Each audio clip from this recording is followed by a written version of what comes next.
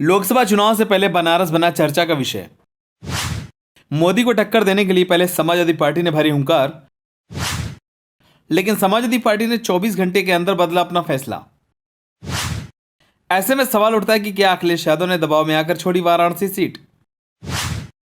अब बीजेपी को टक्कर देने के लिए कौन लड़ेगा चुनाव, चलिए आपको बताते हैं। वाराणसी प्रधानमंत्री नरेंद्र मोदी का चुनाव क्षेत्र है। पहले वाराणसी लोकसभा सीट पर प्रधानमंत्री मोदी को समाजवादी पार्टी चैलेंज करने वाली थी, लेकिन अब यह जिम्मेदारी कांग्रेस ने ली है। समाजवादी पार्टी के उम्मीदवार की घोषणा होने के 24 घंटे के अंदर ही सब कुछ बदल गया। समाजवादी पार्टी और कांग्रेस के बीच चुनावी गठबंधन होने के बाद अखिलेश यादव ने वाराणसी सीट राहुल गांधी के हिस्से में छोड़ दी और समाजवादी पार्टी के उम्मीदवार का नाम वापस लेना पड़ा। सुरेंद्र सिंह पटेल चुनाव लड़ने की खुशियां ठीक से मना भी नहीं पाए थे कि जल्दी जल्दी समेट लेने का फरमान आ गया। अब कांग्रेस सपा गठबंधन के वाराणसी लोकसभा सीट से उम्मीदवार पर फैसला कांग्रेस यानी कि राहुल गांधी को लेना है। अब यह देखना होगा कि कांग्रेस नए चेहरे को आजमाती है या फिर पुराने सिपाही पर भी फिर से भरोसा जताकर मोर्चे पर तैनात कर देती है। आपको बता दें कि जब से पीएम मोदी वाराणसी से बीजेपी उम्मीदवार के रूप में चुनाव लड़ रहे हैं, कांग्रेस अजय राय को ही मोर्चे पर खड़ा कर देती है। कांग्रेस नेतृत्व ने अजय राय को अब उत्तर प्रदेश कांग्रेस का अध्यक्ष भी बना दिया है। वैसे अजय राय 2009 में समाजवादी पार्टी के टिकट पर भी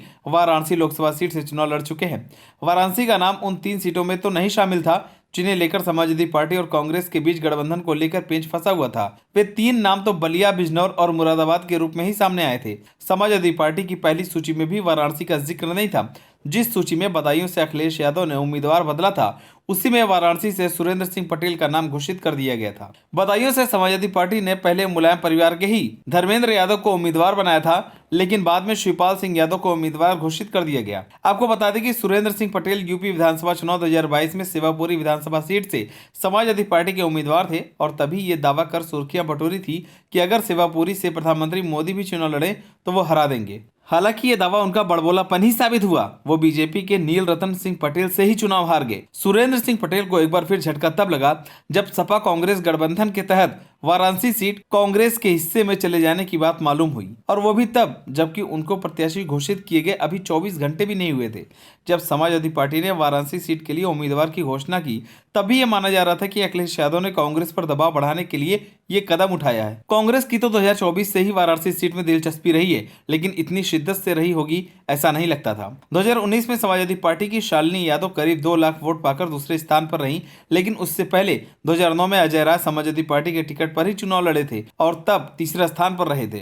ऐसे में अखिलेश यादव के वाराणसी सीट छोड़ देने की एक वजह तो यही लगती है कि कांग्रेस के साथ वो दूसरी सीटों के लिए दबाव बना सके। शहर में समाजवादी पार्टी के वोटर जरूर हैं, लेकिन कांग्रेस की तरह वाराणसी कभी समाजवादी पार्टी का गढ़ नहीं रही है। ये कहना ठीक नहीं होगा कि अखिलेश यादव ने राहुल गांधी के दबाव में वाराणसी सीट छोड़ी है, बल्कि बेहतर ये कहना होगा कि कांग्रेस पर दबाव बनाने के लिए समाजवादी पार्टी ने वाराणसी सीट पर वैसे ही दाव जताया था जैसे बस या ट्रेन के जनरल बोगी में लोग सीटों पर रुमाल रख देते और कहीं और सीट मिल जाने पर भी उठा लेते हैं। ये समझने की कोशिश भी काफी दिलचस्प है कि जिस लोकसभा सीट पर बीजेपी उम्मीदवार के अलावा फिलहाल किसी के लिए भी चुनाव जीत पाना नामुमकिन हो, उसमें राहुल गांधी की इतनी दिलचस्पी क्यों है। आपको बता दें कि वाराणसी भी कभी कांग्रेस का गढ़ रहा है। अमेठी और रायबरेली की तरह गांधी परिवार का गढ़ तो नहीं, लेकिन कमलपति त्रिपाठी के जमाने में कांग्रेस के लिए वाराणसी की भी अहमियत अमेठी और रायबरेली से कम नहीं हुआ करती थी। 1991 में राम मंदिर आंदोलन के दौरान आईपीएस अधिकारी रहे श्री चंद्र दीक्षित भी बीजेपी के टिकट पर संसद पहुंचे और 2009 में मुरली मनोहर जोशी भी वाराणसी से सांसद बने और ये सिलसिला अब भी जारी है। वहीं इंडिया गठबंधन की पहली बैठक में ममता बनर्जी ने प्रधानमंत्री मोदी के खिलाफ वाराणसी सीट से प्रियंका गांधी को चुनाव लड़ाने की सलाह दी थी। 2019 में तो कांग्रेस महासचिव प्रियंका गांधी के एक बयान के बाद उनके भी वाराणसी से चुनाव लड़ने की संभावना को लेकर खूब चर्चा रही, लेकिन अब अजय राय को लेकर चर्चा तेज हो गई है। जबकि अजय राय वाराणसी सीट से लगातार पिछला 3 चुनाव हार चुके हैं, जिनमें 2014 और 2019 भी शामिल है, और कभी भी तीसरे स्थान से ऊपर नहीं उठ पाए। खबर यह भी है कि गठबंधन के तहत कांग्रेस अजय राय के लिए इस बार बलिया लोकसभा सीट मांग रही थी, लेकिन अखिलेश यादव नहीं माने। लेकिन अब ऐसे में क्या कांग्रेस एक बार फिर अजय राय को ही वाराणसी से उम्मीदवार बनाने की सोच रही है, या राहुल गांधी के दिमाग में कुछ और चल रहा है? फिलहाल ये तो वक्त आने पर ही पता चलेगा। आप सभी को क्या लगता है, इस बार के लोकसभा चुनाव में वाराणसी से कौन चुनाव जीतेगा? हमें कमेंट कर जरूर बताएं। अगर आप नए हैं तो हमारे चैनल को सब्सक्राइब करें।